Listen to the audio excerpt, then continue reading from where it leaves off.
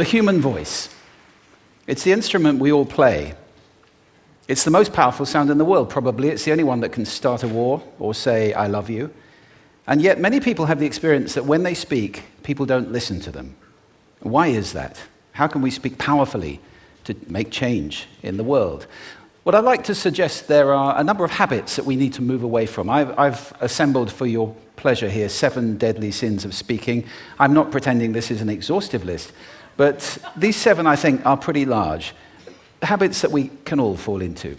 First, gossip. Speaking ill of somebody who's not present. Not a nice habit, and we know perfectly well the person gossiping 5 minutes later will be gossiping about us. Second, judging. We know people who are like this in conversation, and it's very hard to listen to somebody if you know that you're being judged and found wanting at the same time. Third, negativity. You can fall into this. My mother, in the last years of her life, became very, very negative, and it's hard to listen. I remember one day I said to her, it's October the 1st today, and she said, I know, isn't it dreadful? It's hard to listen when somebody's that negative. And another form of negativity, complaining. Well, this is the national art of the UK. It's our national sport. We complain about the weather, about sport, about politics, about everything. But actually, complaining is viral misery. It's not spreading sunshine and lightness in the world. Excuses. We've all met this guy. Maybe we've all been this guy. Some people have a blame thrower. They just pass it on to everybody else and don't take responsibility for their actions. And again, hard to listen to somebody who's being like that. Penultimate, the 6th of the 7, embroidery, exaggeration. It demeans our language, actually, sometimes. For example, if I see something that really is awesome, what do I call it? And then, of course, this exaggeration becomes lying, out-and-out lying, and we don't want to listen to people we know are lying to us. And finally, dogmatism. The confusion of facts with opinions. When those two things get conflated, you're listening into the wind. You know, somebody is bombarding you with their opinions as if they were true. It's difficult to listen to that. So here they are, 7 deadly sins of speaking. These are things I think we need to avoid. But is there a positive way to think about this? Yes, there is. I'd like to suggest that there are 4 really powerful cornerstones, foundations, that we can stand on if we want our speech to be powerful and to make change in the world. Fortunately, these things spell a word. The word is hail, and it has a great definition as well. I'm not talking about the stuff that falls from the sky and hits you on the head. I'm talking about this definition, to greet or acclaim enthusiastically, which is, I think, how our words will be received if we stand on these 4 things. So what do they stand for? See if you can guess. The H, honesty, of course. Being true in what you say, being straight and clear. The A is authenticity, just being yourself. A friend of mine described it as standing in your own truth, which I think is a lovely way to put it. The I is integrity, being your word, actually doing what you say, and being somebody people can trust. And the L is love. I don't mean romantic love, but I do mean wishing people well. For 2 reasons. First of all, I think absolute honesty may not be what we want. I mean, my goodness, you look ugly this morning. Perhaps that's not necessary. Tempered with love, of course, honesty is a great thing. But also, if you're really wishing somebody well, it's very hard to judge them at the same time. I'm not even sure you can do those 2 things simultaneously. So hail. Also, now that's what you say, and it's like the old song, it is what you say, it's also the way that you say it. You have an amazing toolbox. This instrument is incredible, and yet this is a toolbox that very few people have ever opened. I'd like to have a little rummage in there with you now, and just pull a few tools out that you might like to take away and play with, which will increase the power of your speaking. Register, for example.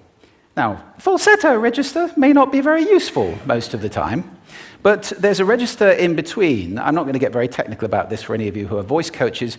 You can locate your voice, however. So if I talk up here in my nose, you can hear the difference. If I go down here in my throat, which is where most of us speak from most of the time.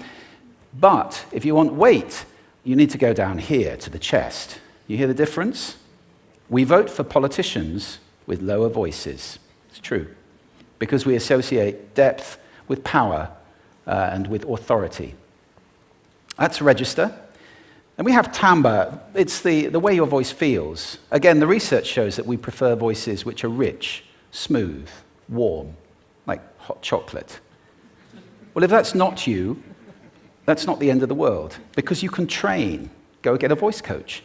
And there are amazing things you can do with breathing, with posture, and with exercises to improve the timbre of your voice.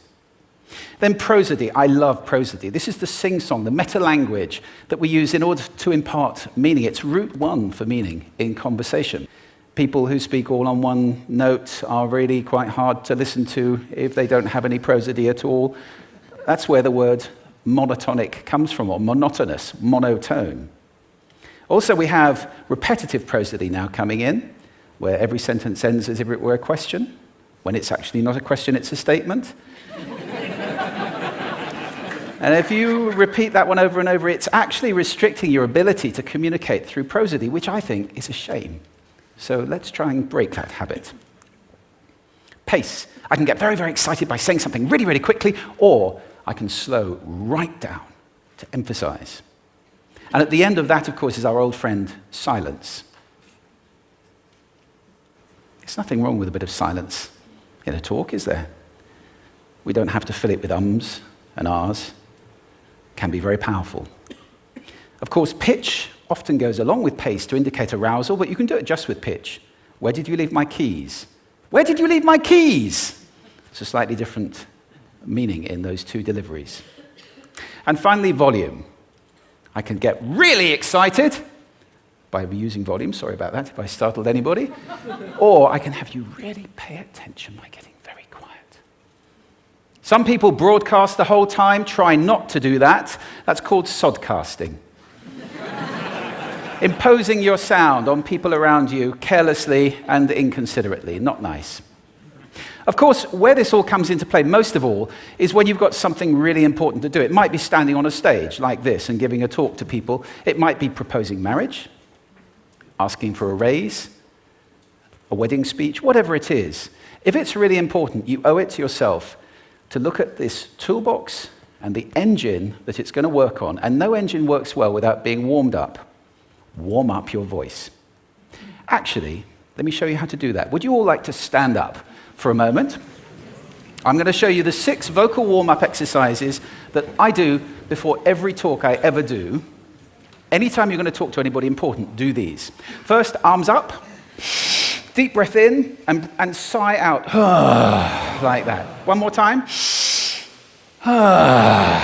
Very good. Now we're going to warm up our lips, and we're going to go bop, bop, bop, bop, bop, bop, bop, bop. Very good. And now, just like when you were a kid. Now your lips should be coming alive. We're going to do the tongue next with exaggerated la, la, la, la, la, la, la, la, la. Beautiful. You're getting really good at this. And then roll an R. That's like champagne for the tongue. Finally, and if I can only do one, the pros call this the siren. It's really good. It starts with we and goes to or. The we is high, the or is low. So you go wee, or wee. Fantastic. Give yourselves a round of applause. Take a seat. Thank you. Next time you speak, do those in advance. Now, let me just put this in context to close. This is a serious point here.